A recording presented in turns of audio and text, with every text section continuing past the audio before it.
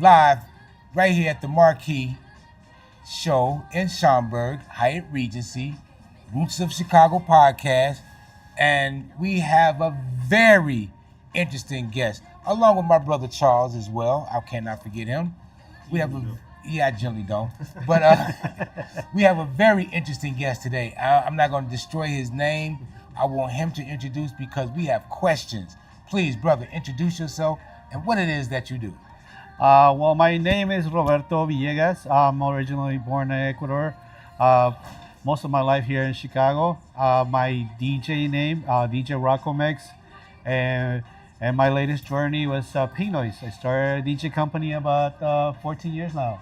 Oh, it's 14 After I got years. out of the club scene, the Spanish rock, the Spanish pop, Latino scene, and through that, it was pretty much an open format DJ. Oh, okay. Yeah. So do you find an open format better as opposed to uh, a genre driven, like it has to be disco, it has to be hip hop? You find it open format more exciting, or I think open format is a lot more fun. Okay. It's like you go to an ice cream store and you don't want just the strawberry one. You want to try other flavors. So and if they're all Right. they get good taste, it's like why not have more ice cream? so what you? I heard you mention P noise. What is the P for? Well, peak noise started out as like when you go measure audio, you go to the Right. soundboard like, oh, let's hit the peak noise, let's try to line all the speakers, and the sound goes on right on your speakers. So that's like the concept behind like the professional part of what peak noise is. And I used to be I used to do retail for 20 years and also a sound installer, bars, clubs, a bunch of places. A lot of bars in Wrigley. I did sound and, Oh, wow. and integration and with the lighting and visual stuff. That was my job when I was doing retail. So here and there, I will trigger the ping noise to line up the speakers in the room. And when I got out of the club scene, because club scene was like, okay, there's more DJs. They all want to come in and try to do a free set, and then now you're more competitive. They don't want to pay the high dollars anymore. Right. So I was like, okay, let me try like the mobile stuff. I'm gonna start doing mobiles because that's how I started it. And during that transition, I was like, okay, I think I'm gonna do mobile now. I'm 39. I've done clubs for 22 years, so maybe it's a good transition to go on something more lucrative and Sorry. less of a uh, less of a wasting yourself like throughout the night because I was an opener, headliner, and a closing DJ. Oh, damn. Literally had to be there from like 8 to like 3, 4 in the morning sometime, and you get burned out doing that 2, 3 times a week. So starting Pink Noise was kind of like, okay, this can cash out for doing 9 hours, 10 hours, Okay. 3 nights a week. Okay. I can do one event and maybe it's better. And that's how it all started, So I did my first mobile gigs as DJ Rocco Megs. People were like, oh, yeah, I know you from the clubs, yeah, you're a good DJ, and yeah, I'm going to hire you. But then someone told me, like, you should start up a brand because everybody's going to want you to DJ, just you. You cannot sell another party and say, well, that guy is Rocco Megs, and we got another Rocco Megs somewhere else. So I was like, it's like start a brand. And I went back to the drawing table, like, oh, well, if I start a brand, what the hell am I going to call it, right? And me and my brother, actually my brother Rico Suave, I'm sure you probably know him too. He also did another one of the CDs with Leaf Farmer. Oh, what Leaf The reggaeton, Yeah, the reggaeton one, reggaeton. right? Yeah. Oh no, So Rico yeah, Suave is so not your Rico brother. Suave is my brother. So he's my younger brother, right? And it's also a whole story behind it because I teach him how to mix, and he wanted to roll with me. Like, oh, take me to your parties. When I started doing my first parties, like, oh no, you're too young still. And then there's a whole story behind it. It's actually kind of nice. One day I'll sit down and tell you guys. But he started off as a DJ because of me, Nice. right? And then in every club that I was jumping into, for a better gig, I will say, well, why don't you take care of this one? I'll leave you with this one, and I'll go to the next one, and I'll leave you with this one, go to the next one. And then he became very popular, in the scene. So one day we're all sitting down there, like, we all had jobs, and he was, we should start our own, sound company, DJ company, or something like that. And for like 2 years, we were just saying. And one day, like, yeah, you know what the hell, let's do it. You and your brother, you two. Me and my brother, yeah. Oh, so we rent a spot, like a piece of a warehouse, Kimberly, right next to Audio Lines. Right? Gear Club Direct nowadays. Yeah. Right up on. It's up north. Yeah, so we rent a piece of the warehouse, and then we were like, okay, now we got a warehouse, we have office, we need clients, you know. So obviously everybody knows us, so let's start getting ourselves out there. And then we go back to what are we gonna call ourselves? We should call, you know, I like Pink Noise, but I think that there's probably trademarks all over the place because of, you know, what Pink Noise is. So let's call it like Pink Magic or Pink DJs or something like that. So we went back and forth with 3 designs. Okay. And I was like, you know what? Let me call my guy that designed my CD covers back in the days. Like, hey, I got this idea, dude. I want you to put like a Pink Noise logo, waveforms up and down, and we're gonna take the pink color to be the quinceañera color. Mm-hmm. And the noise, we're gonna turn it into the white color, which is the weddings, right? Because if I tell you, give me a color for a quinceañera, right? That's my next one. Right? And I tell you, oh, give me a color for a wedding, right? Wedding color, oh, most likely white, right? So that's why like the color combination. And the waveforms is like, you know, when you wanna analyze sound, you got to see waveforms. Mm-hmm. You know, when you see exactly. waveforms, and that's what the logo is for, the waveforms and the 2 main colors for the 2 markets. Oh, that's amazing. So you do I heard you mention quinceañeras. So have you, how did you get into that first and foremost? And do you do a lot of them? I think we're probably the biggest quinceañera company in town. Yeah. Wow. When I say that, is like we roughly do about 350 to 400 events. I want to say maybe 200 of those are quinceañeras. Per year? Yeah. Jeez. I just saw one he did last year. I told you it was incredible. Man. The LED walls and the sound is crazy. Now, when you started off, did you have the sound to start off? Because you said you just went out and rented a warehouse. I mean, were you renting sound before that? No. You know, fortunately, since I was in the industry, since I used to do installs, I used to deal with the reps, you know, pro audio reps, like everybody in the industry, guys from JBL, EV, EW, you name it, Crown Audio, sure, I knew it all the reps during my retail years. And because me being a Latino that speaks both language, they'll be like, you know, the Latino market is huge when it comes to purchasing. Because Latinos will come in like, I want a 2-way system, 2 amps, crossover, and like, you know, big boxes, they just boom. They weren't going mobile with, you know, a couple of speakers and stuff like that. So when I did sales at Midwest Stereo for, you know, like 14 years, I was the guy that all the Latinos will come to and be like, okay, I want a sound system. And I'm like, I know what you want.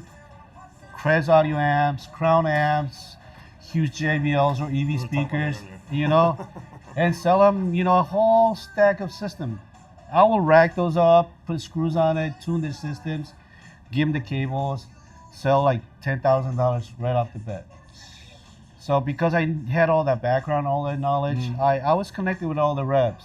And also, you know, I had resources to go to my boss and say, hey, can you give me some payments, or, you know, I'll work and I'll pay you with my paycheck. Because luckily I had, you know, my DJing job that was great. And a great boss. A great boss. And then my part-time job that was just to have money for my toys. So that was a great thing, So you know. Midwest Audio, wasn't that on the corner of Midwest Stereo. Midwest Stereo? Was that on the corner of Clark and Diversity? Diversity. That's what I thought so. Yeah. Did Jeff Davis used to work there? No, Jeff Davis is upstairs at Central. What year were you there? I remember. No, reason I said that because as you speaking, I remember going in there and I bought needles. I bought some Shure SC35Cs at the store. I thought it was always important for us DJs to get the needles. Oh and yeah, equipment up 35 north. C's. That was the good. Yeah, ones, but we had one on the south side, Matroy Electronics. Oh, yeah. I could have easily went there. No, I took my happy ass all the way from the south side to the north side to get SE35C needles, and it was at that store. Yeah, That's what I'm saying. I'm like, wow, I remember that store. As you saying it, I remember it. Yeah. So you've been doing this for how long? You say a couple of years? No, I'm joking. No. Well, DJing, I started when I was 14.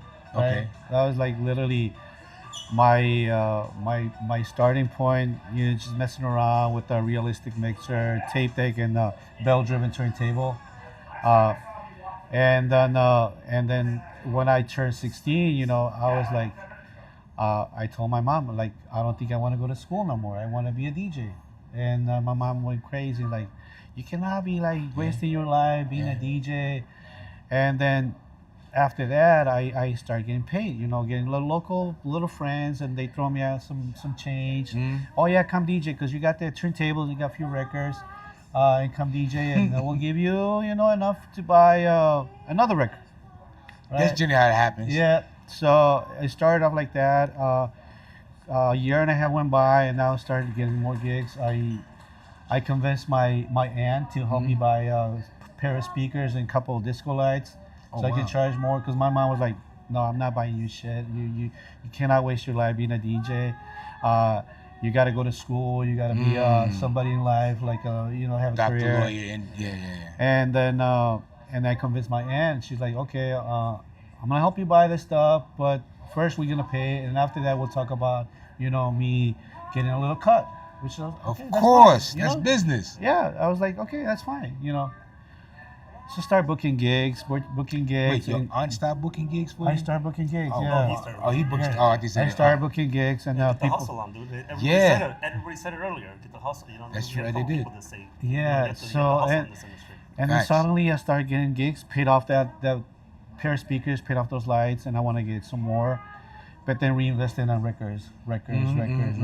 And my brother was here in the United States, so he knew that I would start DJing. So you were living in Ecuador. I was in right? Ecuador. This was in Okay, Ecuador. so This was in Ecuador. okay. This was in Oh, Ecuador. So you're getting some really Yes, cool records. So shit, you were yeah, getting yeah. like the import records in Ecuador, like Yes. like Wow. I'm thinking you were So- here so the what kind whole of music- time. So, Yeah. so what kind of music were you buying out there? So out there, you were buying, you know, like the true '80s stuff right now. You know, if you Yeah, look at yeah. like, some of the Page Mode, Erasure, Rick Astley. And they had their own pressings in Yeah, Ecuador. So you got yeah, that- they had a that- little 45s. You Yeah. buy not the record, you buy the one song. It's like, okay, I can only invest in one song What? of this artist. Which one is it gonna be? Because that will be like a 45 for it. Wow. So were you guys getting like any of the Italo disco stuff or the stuff There that was we had some. here? There was some. There will be through. There was a store that will bring imports from Venezuela, and they were having Italo stuff a little bit. Yeah. And so were you playing that out there too? Yeah, yes. Because I know in like South America, it's big. It's big. It was huge. It's big, The it's Italo big. was huge there. Yeah. Oh, So- fuck that. Well, you playing Chicago house music. Now I'm thinking the whole time. No, I'm wait, thinking wait. the whole time you was here. So- you was in Ecuador. Wow. So my brother was here in Chicago, right? Right. And my older brother, and I was like, hey brother, I need music. You know, I need you to help me out with music. Just buy me like what's hot over there, because by the time he gets here, it's something that no one will have, Yeah. and I want to be different. You know what I mean? I want to be different. So he'll send me one time like a pack of like 14 records, and some Rick Astley, some what else was it? So 90s pop music. Some 90s pop music, literally, right? And it's like, okay, listen to 80s. the Rick Astley and just turn it around, and there's a house version for it. That's what rules here in Chicago. It's like, yeah, but nobody listens to this stuff over here, you know? They're all just listen to the pop version with a lot of synths, but the other side had like the house remix of it. So here and there, I'll just flip it and play a different, you know, house track, like over there. And just extend my sets with the local stuff that I was able to buy and the import stuff. So have a like little longer period of sets, you know, for the parties. So can you easily say that you were introducing Chicago house music, a version or a sound the house, Chicago house sound to Ecuador a little bit? I didn't know the difference until I got here, right? Okay. Because you're like, okay, this is a house version, but what is a house version? You know, you didn't understand like house version is like 909 kick, you know, 808 kick, and 707 snare, or like a little 303. Because the culture wasn't really accepting of it. We have a culture here. It's a different culture. Right. That's what I told you. The culture sort of influences the genre. So you couldn't recognize those sounds onto the track. You weren't able to know what house is. Just like a different beat that is a little bit faster. There's a hi-hat on it, a harder kick on it, and that's about what you kind of notice on the track. You know, the other side of the record. They're like, well, this is a little different, not knowing what it is. Wow. So I find that amazing. I thought you was here the whole time. So when did you actually come to America? Like not like the King of Zamunda. Right. When did you come to America? So when I came to America, it was 1988, yeah. Oh, for fuck's sake. 1988. That's Yeah, why yeah, I'm trying to get to the line of questioning. Yeah. So 1988, I was almost 18 when I came here. Yeah, almost wow. 18. Yeah. So you came in the beginning of the golden age of house. We hadn't been golden yet because it just started 5 years before. So when you got to Chicago and heard the music that you were buying from your brother in Chicago, now you're experiencing. What was your first thought when you got here? First thought, it was like I want to listen to radio stations to understand what they play. I want to listen to a mix show, right? On a radio station. Like I want to listen to a mix show, and I always try to like my cousin and the cars like, hey, when do they do the mix shows? Because there's some in Ecuador. I always was there like trying to catch up and record. So you can have music, right? And here's like I want to listen to the mix shows, and then it's like okay, I think at a Friday night B96 has some stuff, and there was Julian, Bad Boy, all the the major guys back then, and I would listen like what the hell kind of music is this? And this guy's mix so fast, and this guy's scratch, and this guy's, but the music is like boom, boom, boom, 4/4 beats, four bars, and then boom, boom, and like tweaked up sounds. At that point was like barely some Latin stuff getting mixed into the house, like Latin house, and I'll hear like, oh gosh, this shit's different. And then that kind of got stuck in my head, but I wasn't ready to be a DJ here. What? I wasn't ready to be a DJ. Although you was a DJ in Ecuador? I was DJ, over there, but I was like, okay, these guys are like the transition here. Yeah, because I had to understand the music here first, and also get the spit skills. Like this guy's had it, like because they were going song to song like so fast. Out there, you just play the songs like 3 minutes until the break, and then you'll mix it. So I was like, okay, wow, this shit is like amazing. I will hear those guys and sit and like listen to them. But my ass was broke. I had like no money to buy records or anything like that, right? Yeah, but that doesn't really that helps, but that doesn't matter. My question, reason I asked that, when you from a whole different place, your mind and everything is there. When you come to Chicago, it had to be a serious. Where had you been visiting Chicago before, or was it when you first came? That was the first time, yeah. Was it a culture shock, like? Oh yeah. Where am I at? Yeah, definitely. And then the music, you're like, oh wait. So what help? Did the music help you adjust, or you were still like, okay, I need to get the hell up out of here? No. I was always an adjustable guy. Okay. I mean, everything is like there's got to be an adjusting point or like a challenge point. Yeah. But if someone's doing it, I mean, why can you do it? Right. So when I heard the music and start recording the tapes, so I can listen to them, back and forth, and like try to understand like the music, their transitions, their mixing skills, and then. So I was like, hey, Grandma, I need you to teach me how to get around in the bus. So I want to go find record shops. Wow. I want to go find record shops. And I was like, okay. So this bus will take you from here all the way to Clark Street. And then Clark Street, you can take a transfer and go all the way to Fullerton. I'm like, okay, I'm going to get on this bus, take a transfer. And you always used to get off on Clark Street in Irving Park, and just walked all the way down and run into Gramophone, the secondhand tunes. That was my Clark favorite. and Irving Park, and you would walk down. Yeah. That's fun. Yeah. Wow. And just walk down, run into like a record store, secondhand. Rose Records was also. Back in the day, 88 and 88, yeah. Yeah, Rose Records. On Broadway. Yeah. Gramophone, Rose, what was the record store inside the Century Mall? Was it Peaches? No, not Peaches. Peaches was outside. Coconuts? Coconuts, I think it was. Coconuts. It was Coconuts. Like, yeah. You got all these stores, man. It had to be the biggest fucking culture shock. Yeah, because I mean, with different, like, were you versed in English already, or had you, you know what I mean? A little bit. You know, the first thing they tell you is like, oh, go to school and learn English. That's the first thing. So that was my first thing. And then I just walked in to scroll through records, and then my mind was looking for records that I need in Ecuador, right? Because that was another thing that was like, okay, I'm only here stationary. I'm gonna just suit up records, buy me two 1200s, and a little more mixer and a PB amplifier, and I'm out of here. That was like the reason I came for. See what I'm saying? Here. and you wind up here and you versed well in English. And I only attest that when I moved to Germany, I couldn't speak no German at all. But the music helped out a lot. Like I didn't listen to German music, not like that. I listened to American music. But the music that I was playing and listened to helped calm down the anxiety that I had been in another country, didn't understand the language. That's why I was asking you, did you adjust well? How did you adjust? How did you make that, you know, because you're still a DJ at this time. Yeah, still a DJ. Actually, realistically, an active DJ in Ecuador for all matter. Right. You're just here for a brief moment, you know, to get your comeuppance, like get the great music, get the equipment. Oh yeah, the equipment, the music. Man, and be the funk up out of here. Yeah, but then the resources, the money wasn't there. You know what I mean? So they're like, okay, I have nothing to practice with. I have no mixer. All I got is the mixers that I can listen to. I'm maybe trying to learn from there, right?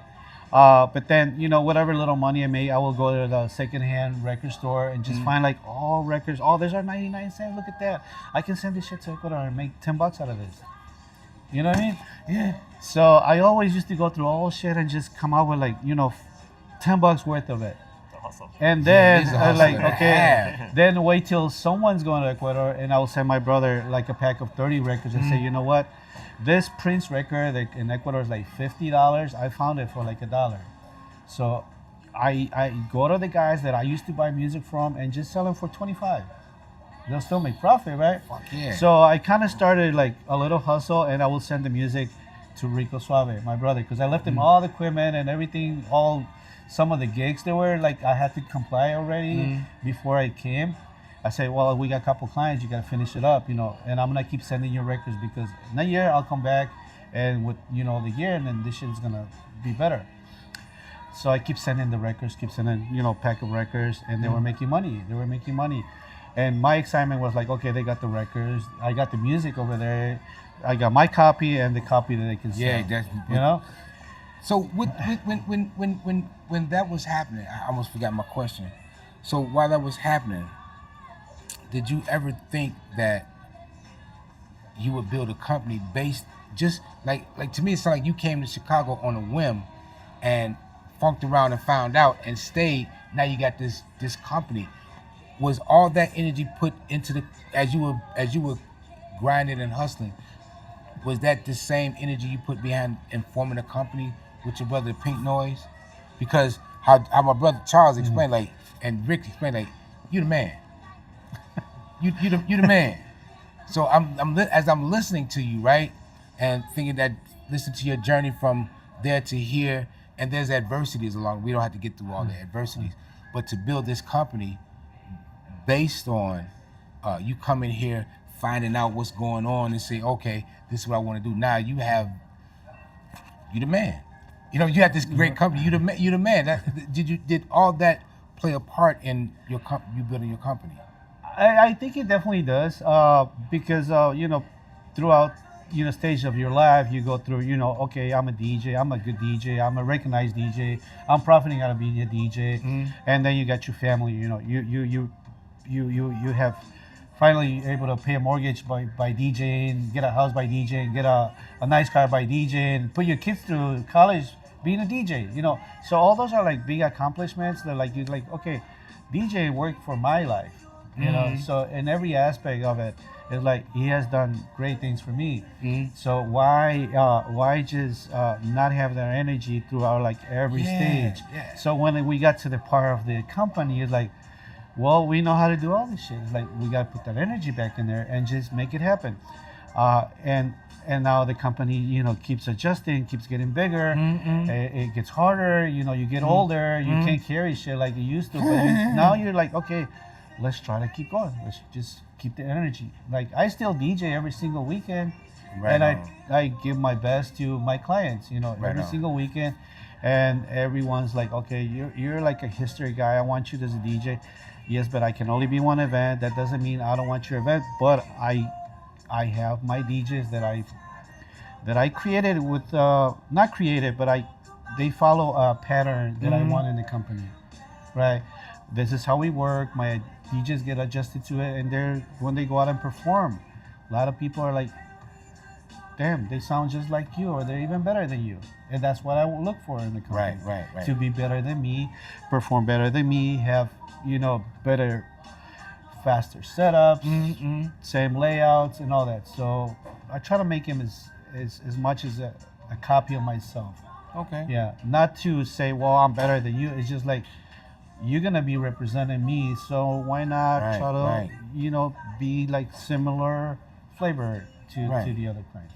And that's how also why the company grew, by not having just my personal name on the stamp and say, well, you're Rocco Megs, and if you don't go, I'm not hiring anybody else. Now Pino is like, oh, I've seen you guys all over the place, so I know like whoever goes to my party is all good. It's gonna be good. Last question: has it helped you here, or has it hindered you being here at the Marquee Show? Marquee Show, I think it's like I always tell my team, it's a great opportunity to come and learn. I think I know a lot of stuff, but when I walk into Marquee, it's like, oh shit, I didn't know this. I can do better in this area, and I can have this that will speed up the process of something that I'm doing, and it is definitely a good opportunity to learn.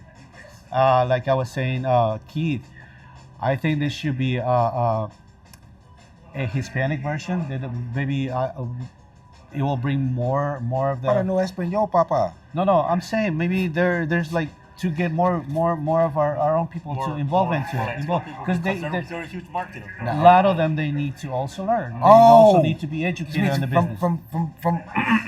From Spanish-speaking countries and territories. No, like just like, here. like DJs in the city. DJs In the city. DJs Okay. Mobile DJs. Okay. Mobile DJs, club DJs, everybody in the industry, because they also do events. They also can benefit from this. They also can learn a lot from the industry.